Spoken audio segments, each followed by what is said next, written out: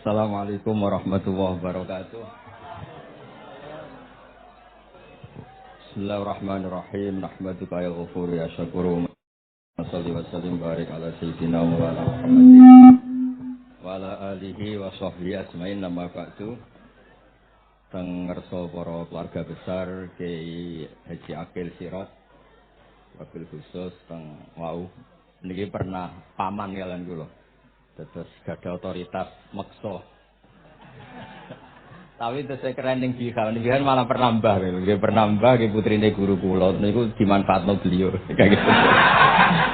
Dia danten warohabae, wonten Mas Arif Kapolres danten ingkang kula hormati. Niki paling kula ngisi namung 20 menit, ini mun top niku mun. Terus katanya niku ahlul ilmi dihormati, tapi nyatane dipeksa. Atau memang banyak paradok dalam ilmu usul fikih. Ilmu usul fikih itu ilmu yang menjadikan orang itu bisa berpikir. Gitu. Kalau tak cerita tentang pertama tentang Kiai Akil sing al-ma'ruf bi ahli nahwi. Nahwu riyen di era dulu itu dadekno tiyang dadi wali. Sampai disebut hatta nahat qulubuhum li nahwihi famin azimi sa'nihi lam tahwihi. Tetes orang-orang baik niku ketika usul teng pangeran nyebut Allah la ilaha illallah mboten saged. Sagete namung nyebut dhamir sa'an niku hu. Akhire kathah toreko sing ha hu niku gara-gara ahli nahwu niku. Nah, disebut fa'uribat makna dhamiris sa'ni. Jadi ngelafatkan la ilaha illallah tidak bisa, tapi hu bisa. Mergi ke Jawa itu tukang ngakali, terus hukum itu diakali. Sakjane teke hadis itu mangkana akhiru kalami la ilaha illallah dakhalal jannah. Tapi ada kekhawatiran pas la ilaha mati. Lan la ilaha mati ra rasi kaya ateis. Ora ana pangeran maujud mati. Sampeyan kan gak iso janjian mbek Israil. Kan boten saged weanan, boten saged kong kali kong. Nah, daripada la ilaha niku resiko karena takut mati pas la ilaha dereng illallah, terus Ki Jawa mulai nalkin ngangge Allah. Tapi Allah sarasan itu tidak mewakili la ilaha illallah. Akhirnya diambil dhamir sa'an fa'alam annahu la ilaha illallah. Niku asal usul. Cuma kebetulan toreko kita tidak jalur itu, tidak jalur yang lewat dhamir napa? Sa'an. Tapi sementing tadi dawuh Kiai Mustafa, sementing kita tahu secara ilmu. Terus nomor kali cerita uzlah wae. Kula memang benar-benar uzlah. Terus kula nu diundang acara-acara publik, Arif Habib Bintan gitu. Hanya kita lakukan ilmiah. Kemarin terakhir beliau ngerayu ini dari marrotan wahidah. Ini saya pegang. Dan itu dicatat di Loh Mahfud. Dan ciri utama Kiai itu tidak membatalkan perjanjian. Jangan jauh marrotan wahidah bos nih. Terus ternyata ini kalau cerita sidik tentang ilmu yang sering kalau utarakan. Di antara kitab yang dipakai guru-guru kita, yang dilanggengi Mbah Mun Maus itu kitab Ihya.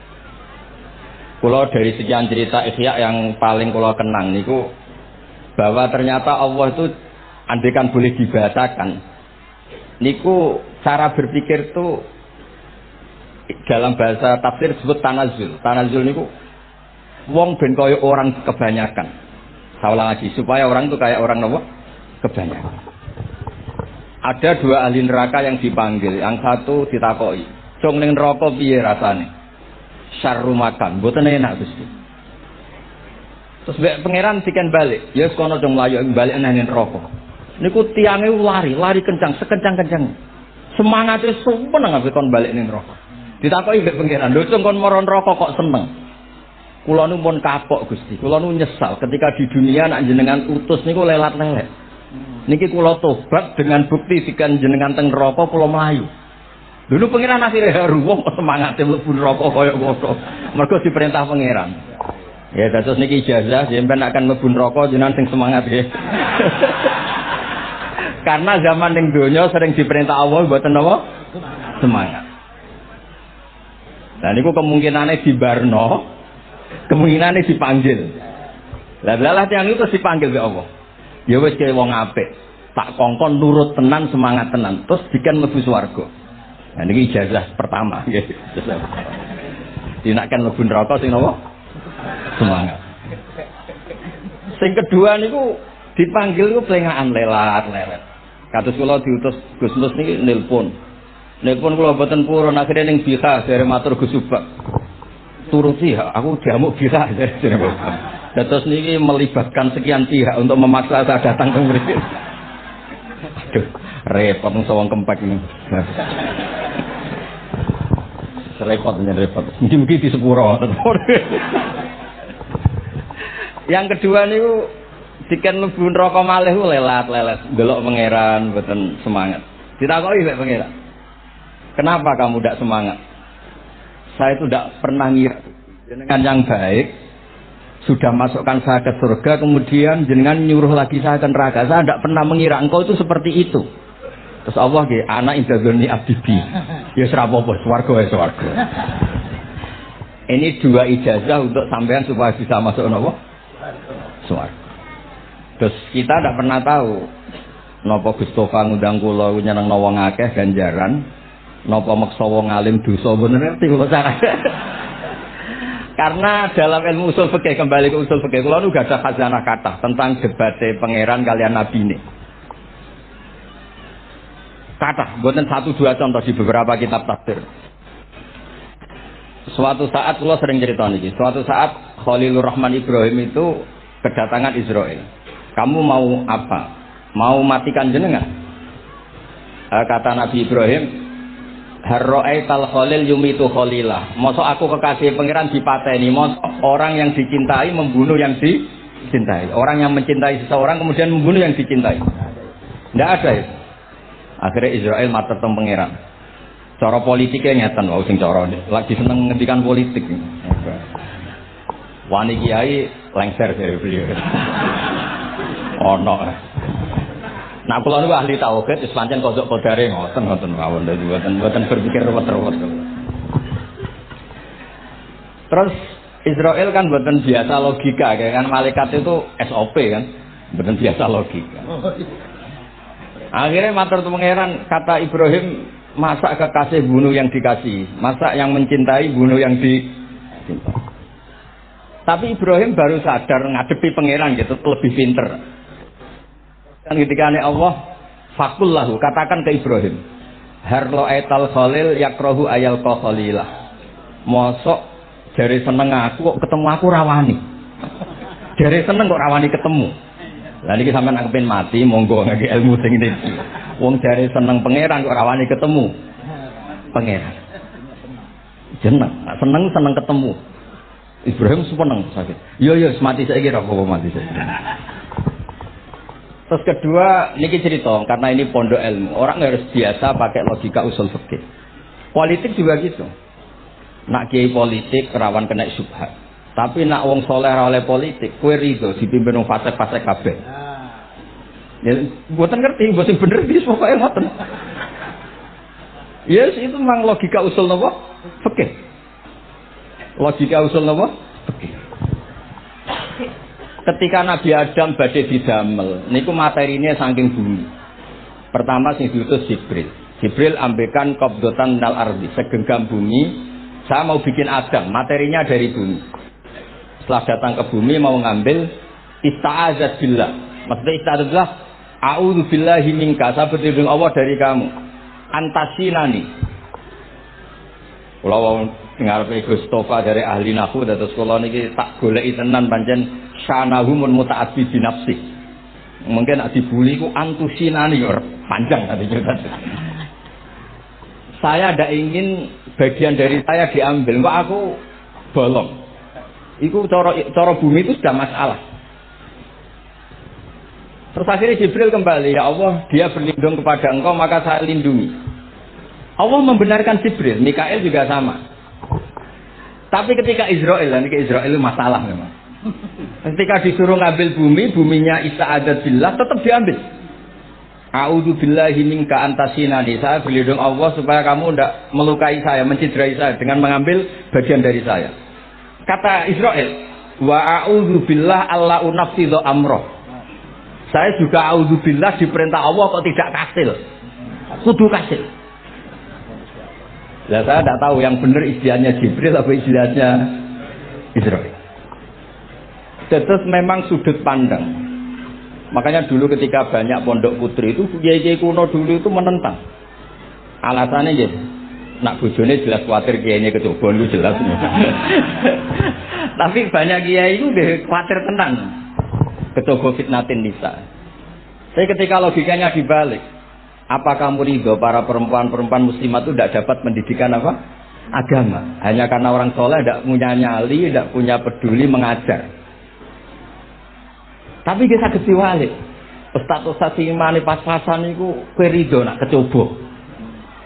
Sampean milih mana? Ridho kecoba apa ridho bodoh? Nah, logika-logika usul fikih ini yang kemudian dipakai Wali Songo. Dipakai Wali Songo kemudian membiarkan sekian tradisi yang insya Allah itu salah sebetulnya. Tapi tidak sebanding dengan asmane Allah Subhanahu wa taala. Misalnya begini. Gini iki dirungokno mawon. Sampeyan ra paham mboten napa-napa. Sampeyan nak ra paham sanggep ae tawadhu. Pantese wong awam yo ora paham. Nak paham dadi kiai. Terus biasa mawon sampeyan nak ra paham aja tersiksa. Makanya jenengan mboten kiai kok kon paham. Nah sampeyan pinter kados kula mestine ora ngrungokno, semangate hasud. Terus rivalitas perkara. Nah, cara Mbah Mun tak cerita ngoten. Dhisik ke zaman bodho iku angger kiai mbok cucuk. Bareng padha kiai niku koyo saingan.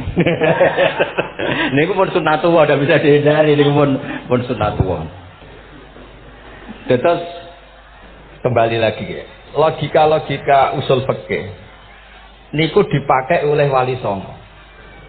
Ngeten ada cerita ini rungokno nonton. Itu sudah saya cek di beberapa riwayat termasuk di Musnad Imam Ahmad. Ada orang, ini bukti teorinya Wali Songo itu benar. Wonten tiyang gadah kesalahan. Niku dokumen kesalahan niku madul basor sepanjang mata melihat. Wes ngoten jumlahnya 99 box. Kayak apa banyaknya? Per box madul basor sepanjang mata nopo melihat. Ketika dia ditanya Allah itu kalau tanya demokratis. Azolamat kata badi, jangan-jangan malaikat saya sentimen. Kalau kamu jelek ditulis, kalau baik enggak Gusti. Apalakah ujur? Jangan-jangan kamu saat salah itu punya alasan, enggak Gusti, ya memang salah. Tapi kata Allah, sudah kamu tenang saja, kamu punya ini. Itu hanya satu box, ya kira-kira kayak tempat jam tangan ini. Enggak, kamu punya ini, cukup ini. Terus malaikat tanya, ya Allah, apa artinya, apa ngefek itu kalau ditimbang dengan kejelekan sebanyak itu dengan satu box jam. Orang ini juga bilang, Gusti sudah ada usah ditimbang, nggak ngefek itu pasti kalah. Tapi setelah ditimbang menang yang satu box kecil tadi. Karena di situ ada la ilaha illallah Muhammadur Rasulullah. Jadi malaikat diancam sama Allah, kamu berani tidak mempertimbangkan nama saya? Apapun banyaknya box itu dosa itu tidak saya. Kalau ini la ilaha illallah itu nama saya. Kamu berani tidak mempertimbangkan nama saya? Ya tidak berani Gusti, ya harus dimenangkan. Nah itu. Malahnya kok pengajian ini ya ono istilatur rijal wanita, tapi baru kayak ngaji di sepuro. Ya aja muni halal tapi ya aja muni terus gak ono faedahe. Sepuro. Di sepuro insyaallah. Karena kalau nuruti harus steril halal itu kayaknya tidak bisa. Terus di situ ditutup fala yaskulu ma'asmillahi ta'ala syai'un. Dibanding asmane Allah Ta'ala sesuatu itu tidak ada nilainya. Pasti menang Allah Ta'ala. Sehingga banyak ulama ngendikan kowe nak berdosa, bersalah maca iki. Dan kalau Anda dosa misalnya catatannya satu box terus di bawah ada astagfirullah, malaikat ditanya sama Allah, kamu berani tidak mempertimbangkan nama saya disebut di situ? Nah, saya ini ribuan orang yang ngundang, saya berani mengabaikan. Bareng ana wong ngaku mbah ya mbah tenan wae. Ya terus ngoten. Kowe wani gak mempertimbangkan Gustofa sing mantune Mbah Maimun.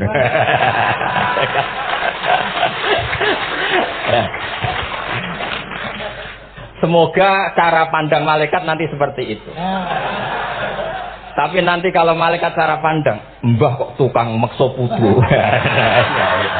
Nah, itu mbah model opo. Nah, saya ini sudah ngalah satu kali. Berikutnya logika kedua yang insya Allah terbangun di kalangan malaikat, yaitu mbah ora oleh meksa napa putu. Ning dinggon mbah yang baik putune dolanan di Barno. Ini ora. Putu lagi asik-asik dolanan. Rene. Kon nyapu. Nah, itu udah jenis mbah yang baik. Lantas kalau suwon lah ngaji usul fikih yang serius karena itu menjadikan kita bermartabat. Kulo niku sering lepas jenazah tangga-tangga kulo nggih panggihane delok TV, nak bengi nggih ngelamun, ngayal sugih, kadang yo ngapalo tikus sing liwat dhuwure, saking ora ana penggawean. Tapi kulo nang lepas jenazah ini orang baik. Sampai bojone protes, "Ape opo lek Gus angger bengi iku mau ngelamun ngitung tikus liwat, ngitung apa?" Terus kulo matur, ngitunge aja ngono, ngitunge tarokal ma'asiyah. Wong ning omah itu artinya tidak dugem, tidak melakoni maksiat. Itulah yang menjadikan usul fikih itu ilmu yang sangat terhormat. Coba kalau Anda jadi pakar usul fikih kayak saya, mengkaji betul usul fikih. Orang tidur semalaman jangan bahasakan tarokat tahajud, wa tarokal witro, wa tarokat qiyamal lail. Tapi bahasakan tarokat zina, wa tarokal ghibah, wa tarokat kadza wa kadza minal ma'asi. Keren bukan? Keren. Kalau kamu udah ahli usul fikih maka kiai kok amben turu. Kiai kok guyon suwengi. Lho kiai guyon sungi itu melawan, kiai itu ustaz juga manusia, karena bengi itu ya kepen nonton. Tapi kan boten pantes. Akhirnya korbane santri ini dijak guyon gak jelas. Lah apel ning rondo ya ora pantes. Ngelawan nafsu itu berat, carane ya dilalek-lalekno guyon iki. Lah muga-muga malaikat kabeh ahli usul fikih nganggep ngono iku perlawanan terhadap keinginan apa maksiat.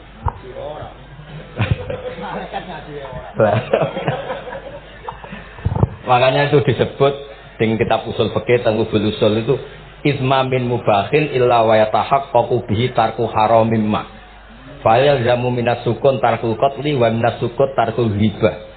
Tidak ada sesuatu yang mubah kecuali saat Anda lakukan, saat itu juga Anda meninggalkan keharaman. Maka sebetulnya mubah ini punya nilai yang luar biasa, yaitu tarkul haram atau tarkul ma'asi. Jadi sawangane sampeyan nang omah kukar-kukur, mlebu metu, kukar-kukur meneh, mlebu metu, bariku turu angop ngorok. Nah, semoga malaikat ini al-usuli sehingga ngitung itu hadza tarokal ma'asiya kullaha. Hebat. Ini orang yang ninggal napa? Maksiat. Kae nak malaikat itu jenis rada ekstrim. Alumni kempek sewengi ra tahajud ora witir ku alumni opo? Kalau niku ngaji usul fikih terus supaya diperdengarkan ke malaikat. Supaya teorinya pakai usul napa? Fikih. Jadi kalau melihat kita melakukan mubah niku dihitung tarkul napa? Maaf. Nah ini pentingnya ngaji. Kalau nate ditanya sama seorang dosen, Gus, masa iya Quran yang katanya mutu semutu-mutunya, kemudian ada ayat kulu washrobu. Mosok urusan mangan, gak usah disuruh orang juga makan. Terus kualitasnya kulu washrobu itu di mana? Terus kalau jawab, terus soropan yang penting apa? Rapat utawa seminar.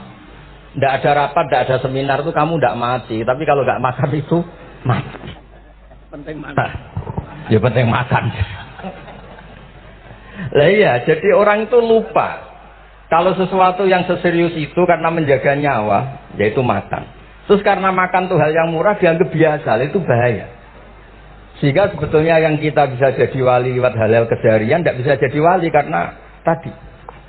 Saya punya hadis, ini mudah sekali untuk Anda jadi wali. Bahkan di atas wali lah. Inna woha ta'ala layar do anil abdi. Pakai inna masih pakai lam taukid. Inna woha layar do anil abdi. Ayyakulal aklata fayahmadahu alaiha. Awyasroba sarba fayahmadahu alaiha. Allah itu sangat ridho. Ada orang makan satu asupan, kemudian dia muji Allah. Loh, orang tidak punya alpat itu tidak mati, tidak punya tanah ribuan hektar itu tidak mati. Tapi kalau nggak makan sesuap nasi, mati. Penting mana? penting makan. Tapi gara-gara kamu tamak, untuk syukur nunggu punya Alphard, untuk syukur nunggu punya tanah banyak. Anda ini bodoh. Mau syukur saja syaratnya kok banyak. Jadi sebetulnya kalau kita mau jadi wali itu cukup setiap makan itu kamu syukur. Fayahmadahu alaiha. Au yasrub besar fayahmadahu alaiha. Makanya wali-wali dulu kalau didik raja yang sedang berkuasa itu ditanya. Kamu raja besar, punya pengaruh besar. Andaikan kamu di padang pasir dan kemudian Anda tidak mendapatkan air sama sekali. Apakah kamu menggantikan kerajaan kamu demi beli satu seteguk air? Iya, akan saya beli karena saya kalau tidak minum mati. La tafrah bimulkin la yusawi jar'atamain. Kamu jangan bangga dengan sistem kekuasaan yang tidak senilai dengan seteguk air. Orang nggak jadi raja itu nggak mati, tapi kalau nggak minum mati. Terus akhirnya dosen itu tahu, wah berarti kuluwas robu itu luar biasa, Gus. Ya, sangat luar biasa. Makan dan minum itu luar biasa. Makanya terus ada kiai mertamu mangan. Kalau tadi baru datang kon mangan, di sini ada mangan. Ya saya anggap aja itu proses jadi wali, ngoten wae. Jadi segampang itu jadi wali. Nah kemudian gara-gara torekoh terus jadi wali ku repot kon maca 10.000 wiridan kon opo. Kesuwen nih cara. Karena ini partai gak torekoh tadi. Dulu abahnya Mbah Maimun Bazuber itu kalau disuruh wiridan lama-lama itu nggak mau. Sementing diridani pangeran, maca kok akeh-akeh. Nah, itu partainya partai ahli ilmu. Ya partainya partai ahli apa? Ilmu. Nah kemudian karena saya ini nekuni tafsir ya, itu saya kepengen ya menggerakkan supaya ilmu Quran itu menarik. Caranya apa?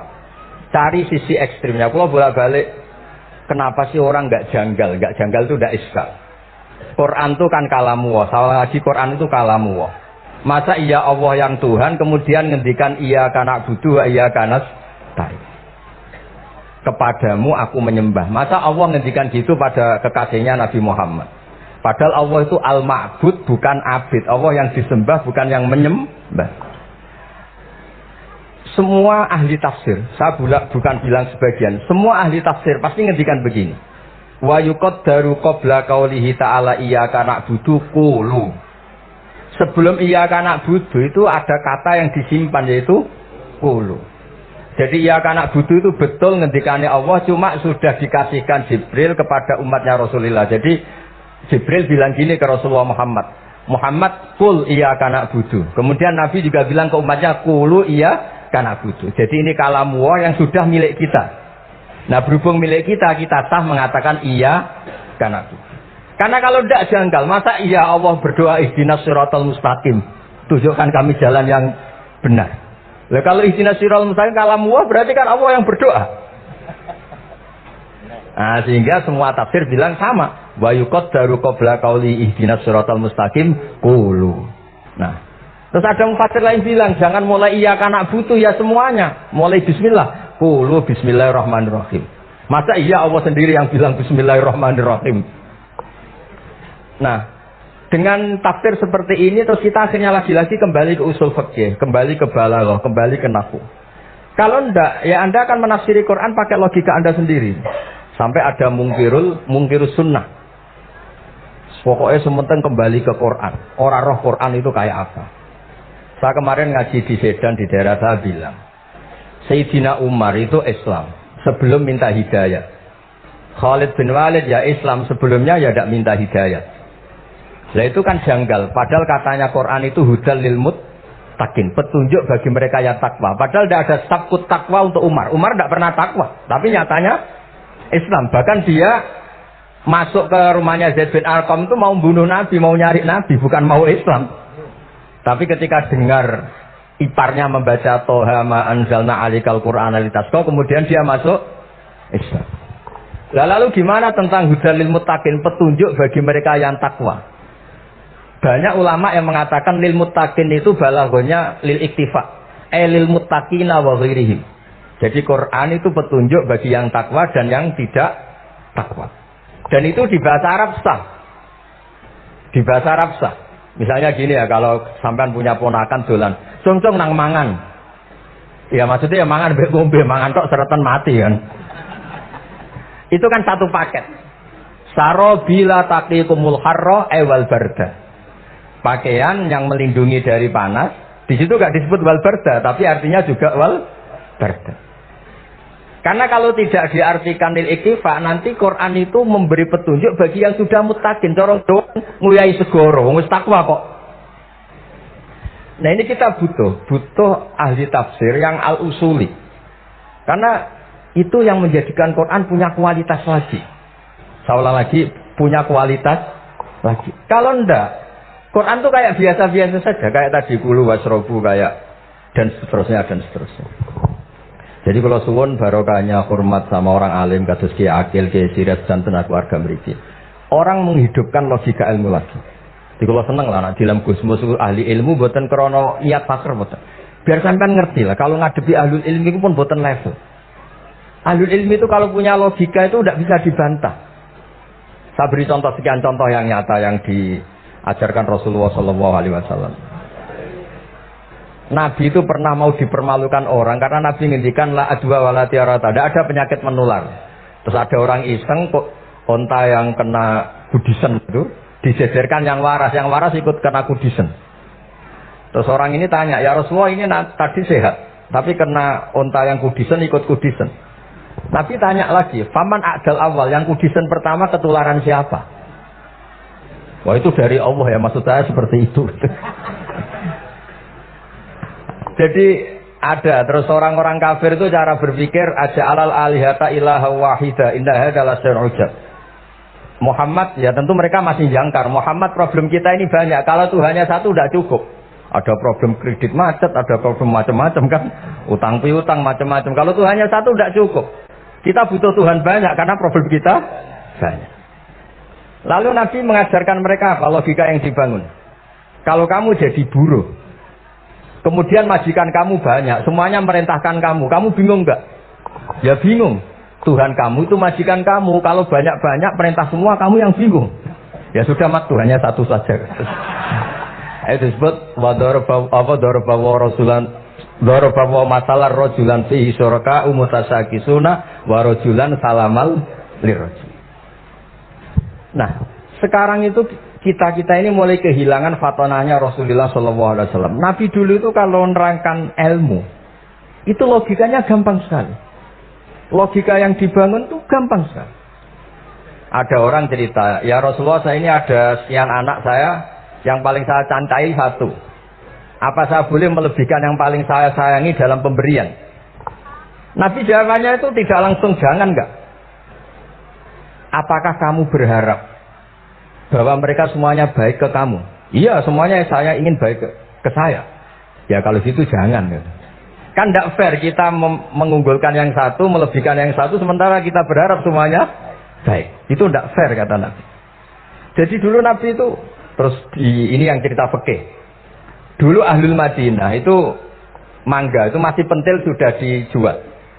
Pentil dijual harganya 2 juta. Masa iya pentil harganya 2 juta? Karena dengan asumsi sudah jadi mangga. Tapi ketika Nabi datang di Madinah dan penduduk Madinah itu abkhosna sikailan, orang paling buruk dalam pertimbangan dalam jual beli.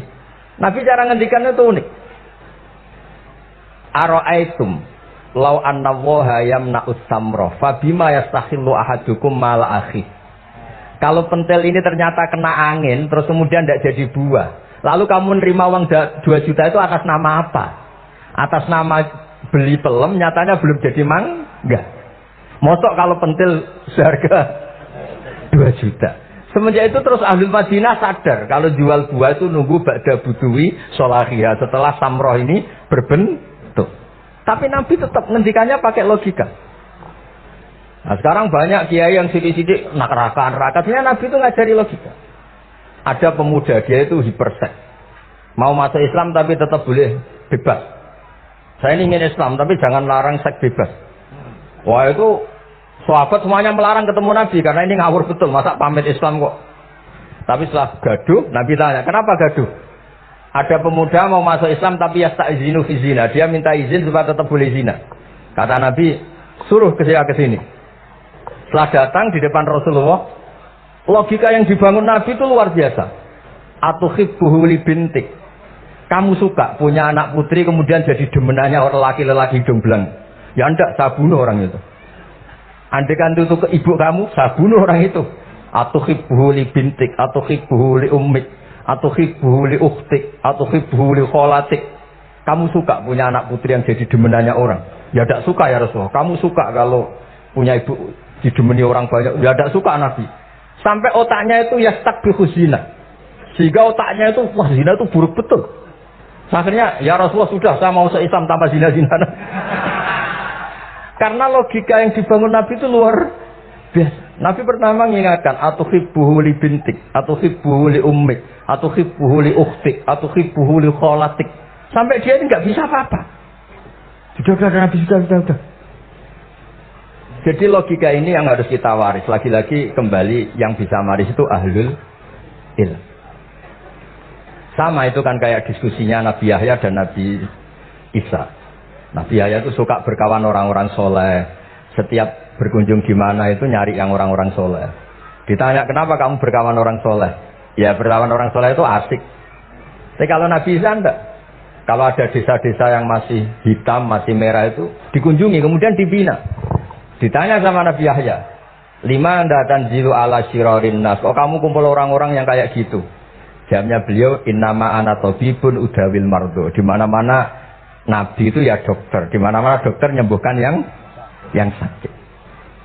Jadi dulu logika kebalikan itu dibangun. Sehingga dulu ulama khilaf itu ikhtilaful a'immah apa? Rahmah. Masyhur itu. Saya sering cerita dan itu ada di kitab Khilyatul Auliya. Nabi Yahya itu lebih ceria. Nabi Isa itu agak sering cemburut. Atau kebalikannya, yang satu itu mali aro ka'abisan ka'annaka taqnatu min rahmatillah. Kamu kok sering cemburut, seakan-akan rahmat Allah itu terbatas. Wong kok ora iso syukur. Yang satu gojlok, mali aro ka dhahikan ka'annaka ta'manu min makrillah. Kowe kok guya-guyu, kok bebas kon neraka ae gitu. Nah, sehingga ya itu tadi sudut pandang. Makanya saya sering cerita dulu kalau Said Abdul Al-Haddad itu tanya, "Jong kowe ngaji sapa?" Ngaji si A. Kiaimu tau nangis? Ndak. Ojo ngaji. Kiaimu ati atos, kiai kok ora iso nangis. Tapi kalau Abdul Hasan Asadili kebalikan, "Jong kowe ngaji sapa?" Ngaji si A. Kiaimu tau guyu nak ngaji mboten nate.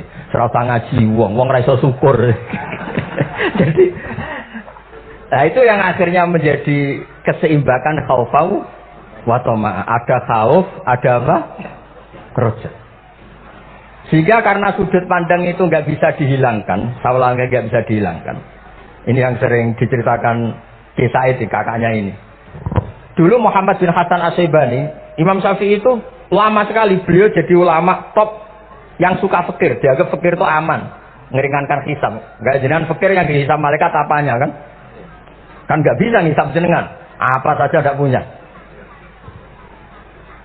Punyanya problem. Nah setelah ngaji sama Imam Malik, Imam Syafi'i tanya, yang ilmunya setingkat jenengan siapa? Kata Imam Malik, sebetulnya Abu Hanifah, tapi orangnya sudah meninggal. Tapi ada muridnya, namanya Muhammad bin Hasan As-Syaibani. Kamu ke sana, dari Madinah ke Irak. Dulu tempatnya di Baghdad. Setelah di Irak, Muhammad bin Hasan As-Syaibani itu kalau ngitung uang tuh di meja. Emasnya tuh banyak, uangnya banyak, dia hitung di meja. Malah kaget. Saya ini gedeng kiai, kedunya ini ketemu kiai, kedunya. Ya karena Muhammad bin Hasan As-Syaibani itu wali, kamu tanya, kamu heran ya ada kiai kaya? Iya. Ya sudah, kekayaan ini kasihkan orang fasik, biar dipakai demenan, dipakai mabuk, dipakai ini. Terus, ya jangan, kalau kena orang fasik bahaya, jenengan saja. Semenjak itu Imam Syafi'i mulai rodok seneng duit. Ya sudah ada ceritanya soalnya. Kok diangen-angen? Nah, terus keterusan umatnya kayak gini-gini tuh. Jadi ini cerita nopo istihad, apa cerita nopo istihad. Sama pangkat juga sama. Gue seneng nak orang soleh-soleh tidak ikut ngurus negara ini, mau dikemanakan negara ini. Tapi ada yang berpikir, gue seneng nak orang soleh terkontaminasi. Ya sudah monggo, sing serapayu jabat, ya berpikir zuhud. Sing payu ya berpikir politik. Yang penting semuanya itu berdasar ilmu. Yang penting itu semuanya berdasar apa? Ilmu. Karena ilmu ini basis yang paling diridani Allah Subhanahu wa taala. Masyhur itu Ihya sering diceritakan Imam Ghazali, ana alim uhibbu kulla alim. Kata Allah, saya ini alim dan sangat mencintai orang alim. Karena orang alim ini yang tahu perspektif. Orang yang ngiranya, saya ulang lagi, yang ngiranya itu enggak ilmiah. Di depan orang alim itu sangat-sangat apa? Ilmiah. Yaitu tadi misalnya ada ayat wa min ayatihi manamukum billaili wan nahar. Masa iya tidur yang ngorok semua turunnya secara jelas kok jadi wamin ayatihi. Tanyakan ahli medis, sistem tubuh kita kalau nggak tidur itu kayak apa rusaknya? Dan toat pas-pasan ini satu-satunya solusi ya turu. Bengi ngempet kepen delok dangdut, delok dugem. Barang turu jebule esuk wis bar, alhamdulillah. Cara melek iman kamu seberapa? Tarikan-tarikan maksiat posisi kamu terjaga bisa kalah kan? Tapi kalau tidur sukses kan tarkul maksinya. Nah, karena tidur itu sukses menghilangkan maksiat disebut wa min ayatihi manamukum billaili wan nahar. Sampai Imam Ghazali ngendikan di makalah itu sehingga nanti ibadahnya umat ini di akhir zaman an-naumu, ibadah terbaiknya itu tidur. Jadi mulane maksud kula ngeten. Sampai nanut jalur wong alim dia turu ya ibadah, tengok-tengok ya ibadah, jagongan nggih ibadah, gojol-gojolkan ambek kanca nggih napa? Ibadah. Karena ini semuanya kul bi fadlillah bi rahmati fa bidzalika napa? Falyafrah. Tapi kalau kamu tidak punya basis ilmu, adanya seudon. Kiai kok jagongan guyon sewengi ku kiai opo? Kiai kok turu sewengi ku kiai. Karena basisnya ada ilmu. Padahal jelas ketika Rasulullah bikin urutan kebaikan, pertama Nabi ngendikan kamu menolong orang. Jika tidak bisa, terakhir Nabi ngendikan takufu syarraka 'anin nas fa innaha sadaqatun minka 'ala nafsik.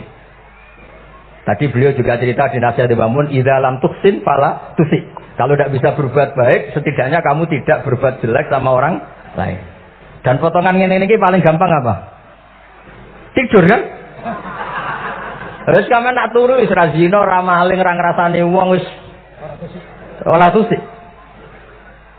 Nah, dengan konstruksi usul fikih seperti itu kamu tahu kualitas ayat wa min ayatihi manamukum billaili wan nahar. Ya sama. Ternyata makan itu yang menjaga nyawa. Ternyata makan itu yang menjadikan syukur. Kalau kamu nggak percaya puasa. Sampai nak puasa tahu gedang goreng itu mewah. Gedang goreng itu mewah. Air satu teguk itu mewah. Makanya kalau lama dulu ada santri kepengen mangan enak. Ya, saya ingin mangan enak gini-gini caranya gimana? Itu rumusnya ada sate, ada mie ayam. Idamuhu alju. Kalau kamu ingin enak, lauknya itu lapar. Ya kalau puasa itu semuanya kan enak. Nah itu lagi-lagi basisnya itu ilmu. Nah sekarang banyak orang yang sudah tidak peduli dengan ilmu. Kayak ijazah dilakoni kan. Jadi kayak wiridan la ilaha illallah itu sebetulnya harus dibarengi dengan ilmu. Ini yang terakhir supaya nggak lama-lama. La ilaha illallah itu basisnya ilmu. Surga yang begitu mewah itu dibikin juga bagi yang melafadzkan la ilaha illallah. Neraka yang begitu ekstrim sampai kalau benda dijatuhkan dari atas ke neraka itu sampai bawah nunggu 70 tahun. Bisa kamu bayangkan kalau kamu di dalam naiknya susah itu. Ini dijatuhkan ke neraka itu sampai bawah nunggu berapa? 70 tahun. Loh, neraka sebegitu ekstrim itu dibikin untuk yang menolak la ilaha. Berarti kalimat ini kalimat spesial. Kalimat yang neraka dibikin ya atas nama itu yang menolak. Surga dibikin juga atas nama itu yang menerima. Itu satu saktinya la ilaha illallah. Sakti kedua, orang kafir 70 tahun ngelafadzkan la ilaha illallah sekali langsung dihukumi mukmin. Yufar lahum ma qad salam. Qul lil ladzina kafaru iyantahu yufar lahum ma qad salam. Orang yang melafadzkan la ilaha illallah Muhammadur Rasulullah itu dosa 70 tahun kafir itu hilang semua. Tapi gara-gara tidak ada ilmu terus diumumkan tahlil dening Kiai Haji Niam, mesti sing mburi, wah sawi iku mesti. Padahal kalau kamu tahu ilmunya tadi ini kalimat yang luar biasa. Kalimat yang bisa melebur dosa. Bahkan dalam mazhab Sadiliyah itu unik. Kalau kamu wiridan la ilaha illallah itu jangan istighfar dulu, istighfarnya belakangan. Alasannya Abdul Hasan Asyadzili itu fa'lam annahu la ilaha illallah wastaghfir li dzambik li hadhil kalimah. Orang kafir 70 tahun dia istighfar 100 kali enggak akan dimaafkan Allah. Tapi ngelafatkan la ilaha illallah langsung dimaafkan. Jadi orang bisa dimaafkan itu barokahnya la ilaha illallah.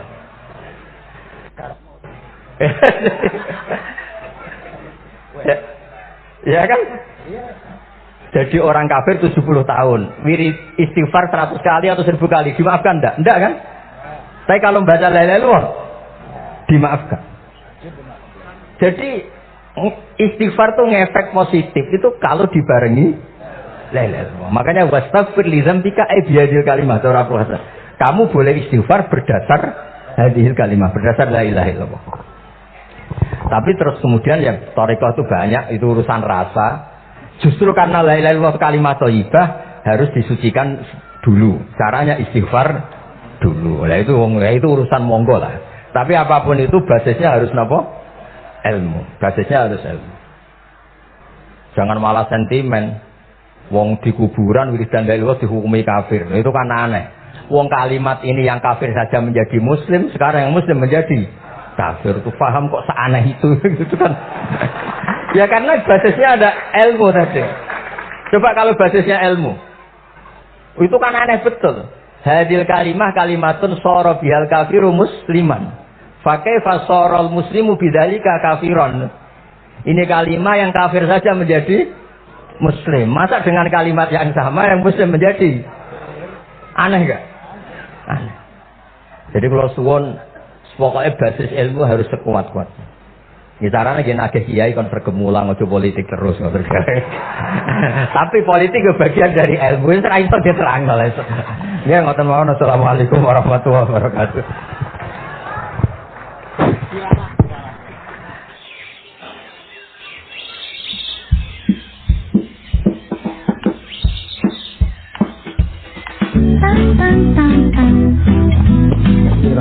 Cuma mereka yang tanya itu biyen belajar piye kok iso alim kaya ngono, ya kan? Terangkan lho, terangkan. Mati.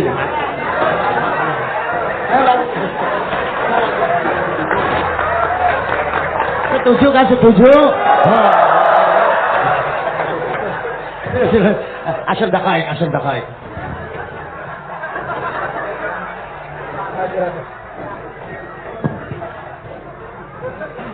Andaikan pertanyaan itu ke Mbah Mun, mungkin jawabnya gurune sopo.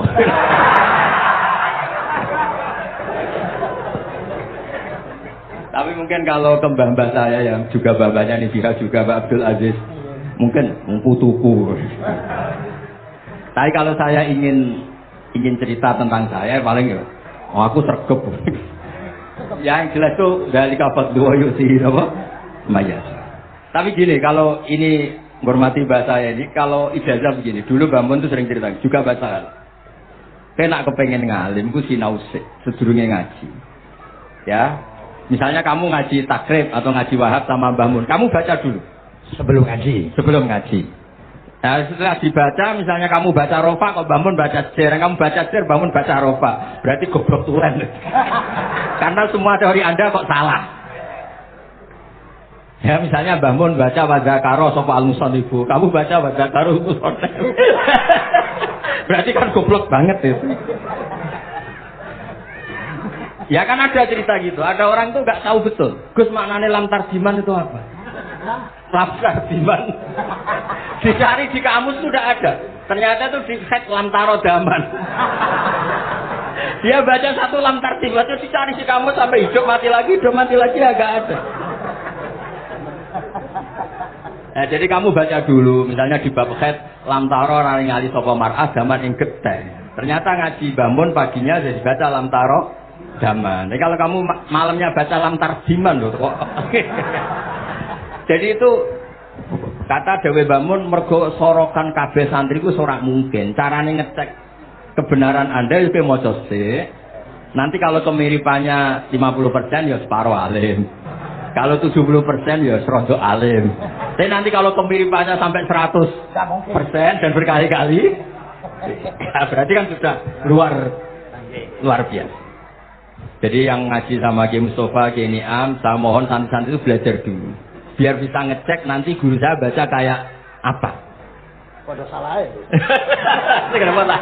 Pada salah. Kata kiai itu kalau salah ya mau ngalah. Ini ceritanya bangun betul. Ada kiai nggak tahu apa kakean mergawe, kakean politik nggak tahu. Wal babi lan walang. Terus ada santri, kalau gak ada makna kok walang, lawang. Ya walang seneng lawang itu. Mau ngalah. Terus watini lan wit alu. Gurune maca alu. Iya kalau gak ada makna kok elu. Lah ya wit telu kena gua asu. Tapi saya menangi kiai itu kalah sama santri itu. Saroko nyolong sapa wong albedo tangi anduk. Terus gurunya kaget. Cung kok anduk, cung. Bareng didelok endok. Karena kalau pegon kan anduk sama endok itu padha wae. Padha. Tapi kiainya akhirnya kalah. Memangnya nyolong anduk boleh? Yo ora yo haram, ya padha wae kalau gitu ya. Nyolong endok ya haram, nyolong anduk haram. Lo cerita itu masyhur itu. Kalau cerita yang terkenal di Lirboyo itu kan ada santri dari Jakarta di kelas. Gurunya bilang Ja'a Zaidun, Zaid datang. Waro'a itu Zaidan, saya melihat. Si murid ini itu melihat pintu terus. Lama-lama gurunya itu tersinggung. Kamu diajari pelengahan gak sopan. Habis Ustaz bohong. Lah kenapa bohong? Katanya Ja'a Zaidun, Ra'a itu Zaidan. Zaidnya mana?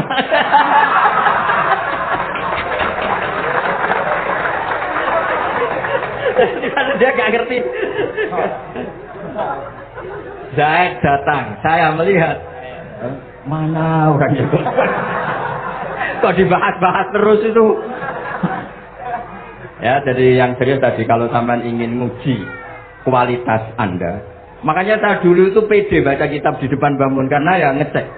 Dan dulu itu Gus Zofur, Gus Kamil sebelum ngaji ya itu mesti sinau sama saya.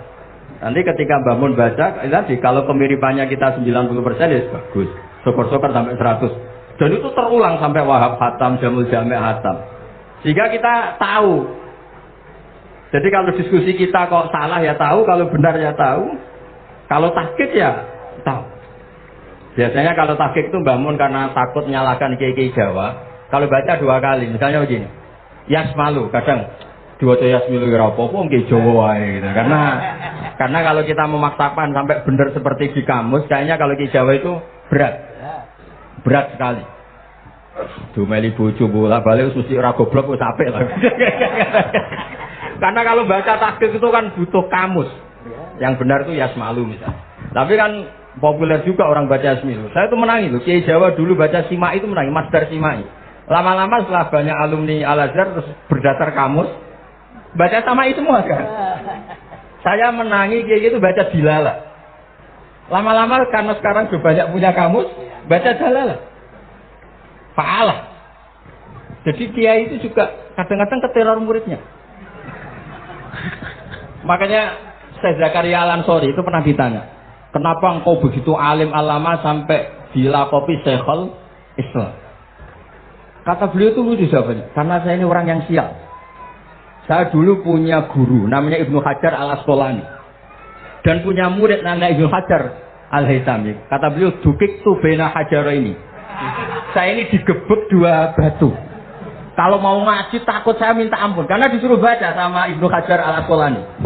Kalau mau ngajar takutnya saya bukan main karena Ibnu Hajar Al-Haytami itu cerdasnya bukan main. Jadi kalau saya salah itu konangan. Akhirnya dia jadi orang sial tadi. Mau ngaji ya belajar, mau ngajar ya belajar. Makanya meskipun ini pernah sepuh saya tidak berani ngaji beliau. Wah mesti meriang lah kalau ngaji. Jadi yang terkenal alim-alim mohon ngajinya dikurangi ya, karena ini kasihan gurunya. Kasihan gurunya. Gempon cekap deh. Gempon, itu catat ya. Sebelum ngaji baca dulu. Satu lagi Gus. Sampean ketoke kiai desa kok kuliah. Kamu tuh kuliah? Oh nggih nggih. Pun Dari belajar dari mana sampai kemana Gus jenengan? Dari Mondok sampai ke Jogja sampai Putih. Monggo.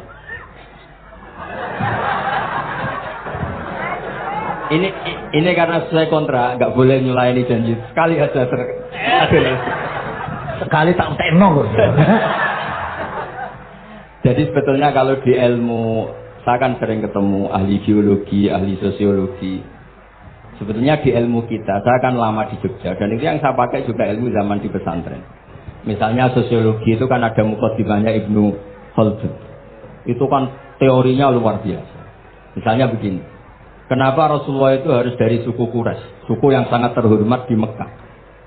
Itu secara teori sosiologi loh, bukan teori nubuah. Kata Ibnu Khaldun, Nabi itu mesti final dzori kaum itu aneh. Saya ulang lagi, Nabi itu final dzori kaum pasti aneh. Nah masa aneh-aneh ini ditoleransi oleh umatnya karena beliau dari suku yang terhormat. Coba kalau dia dari suku, beliau dari suku yang hina, pasti pas aneh-aneh langsung diadili. Ya kalau di NU lah, tidak Gus Dur kok bikin aneh-aneh di NU kan langsung tuntas. Tapi berhubung Gus Dur cucu Mbah Hasyim, orang itu mentoleransi, bahkan mengira jangan-jangan teori beliau lebih baik ketimbang kita. Nah makanya terus kata Ibnu Khaldun, ma ba'atsawu nabiyyan illa fi mana'atin min qaumin, tidak ada nabi diutus kecuali dari kaum terbaik supaya masa-masa transisi ini nggak ada perlawanan. Nah itu namanya sosiologi. Jika beliau ngendikan, ini versi tarikh bukan versi Ibnu Khaldun saja. Ketika sahabat disuruh hijrah karena disakiti orang kafir Quraisy, lah engkau sendiri ya Rasulullah, saya ini orang Quraisy, nggak akan ngalami yang seperti Anda alami. Nah itu namanya sosiologi. Begitu juga matematika. Saya sering ketemu pakar matematika dari UI, dari UGM. Misalnya bilang zakat kan 2,5% misalnya zakat tidak. Saya bilang kalau ngitung itu porogabet, padahal kita zaman sekolah porogabet itu pantangan. Tapi saya bilang saya punya matematika lebih cepat. Apa itu Pak Pak? Kalau manggil saya Pak. Kalau di kitab disebut rubu'ul usyur apa? Jadi bertahap. Misalnya 1 juta, usurnya akan 100.000. Setelah 100.000 rubuhnya 25.000. Itu kita tidak usah pakai catatan bisa. Nah itu matematika Arab. Makanya orang Arab itu nggak bisa nulis, tapi matematikanya cepat karena bertahap.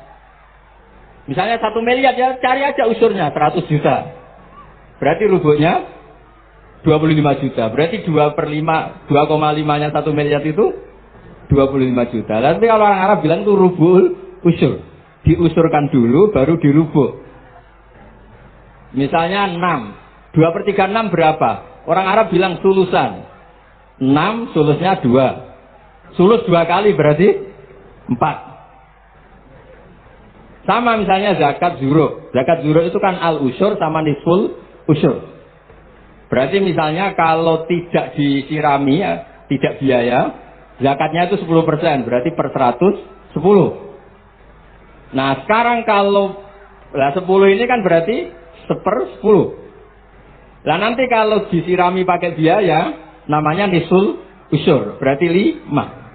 Jadi orang Arab itu nggak mau langsung bilang 5 karena kalau 100 dibagi 5 itu jadi 5 itu mikirnya panjang. Jadi diusurkan dulu terus nanti dibilangkan nisul usur. Nah, jadi ilmu khazanah kita itu sudah luar biasa. Nah, itu makanya terus orang Arab kalau ngitung matematika itu tidak usah tulisan, tidak usah porogabet karena bertahap tadi. Jadi misalnya 2,5 bahasannya apa? Rubu'ul usur. 1 miliar usurnya berapa? 100. Rubuhnya berapa? 25. Nah ini semoga buatan ngingkari janji. Wassalamualaikum warahmatullahi wabarakatuh. Matur. Sebetulnya masih ada satu lagi, cuma ampun. Beliau adalah sangat hafal dengan Nu'util Masyayikh. Ada sebutan, kenapa Imam Ghazali itu Syekhul Islam, Hujjatul Islam, kenapa Imam Anu Syekhul Islam, kenapa Imam Anu, sahabat Anu, kok ada Saifullah, ada Asadullah, itu dia ahli sekali, karena ini belum tuntas, jadi ya. Berikutnya, insya Allah.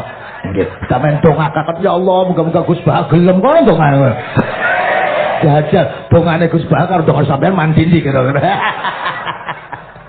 Matur nuwun Gus, matur Sayyid, matur nuwun, sangat matur nuwun, masya Allah, niki jelas. Gus Bah itu enteng, cepet, Antu diterimanya ku ngapa jenenge keterangannya cepat dan lain sebagainya cepat. Nah, ada kayak yang jelimet. Tak kira apalagi saya bener kan dianya sedang nggak paham. Nah, itu. Nah, demikian matur nuwun, sandar kudu matur nuwun sangat wong sing lagi uzlah ora gelem. Luar biasa kita hanya Daud selanjutnya atau mau Gus. Kula sak dulu sak santri-santri nek pas jenengan ndonga pas uzlah njaluk ditungakne ngoten mawon. Nggih, mboten mawon nggih. Seperti itu. Allahumma shalli ala sayyidina Muhammad aswaji ayna alhamdulillah rabbil alamin. Allahumma rabbana zalamna anfusana wa illam taghfir lana wa tarhamna lanakunanna minal khasirin. Allahumma ya fattah ya khaira fatan iftah qulubana washrah sudurana واجعل علومنا نافعة واجعل أعمالنا صالحة واجعل ذرياتنا طيبة واجعل حياتنا حياة مطمئنة مرزوقة سالمة من الآفات والبلايا برحمتك يا أرحم الراحمين. اللهم يا لطيفا بخلقه ويا عليما بخلقه ويا خبيرا بخلقه الطف بنا يا الله في قضاء حوائجنا كلها من حياة الدنيا والآخرة يا لطيف يا عليم يا خبير لا إله إلا أنت سبحانك إني كنت من الظالمين لا حول ولا قوة إلا بالله العظيم. صلى الله على سيدنا محمد الحمد لله بالعالمين. الفاتحة.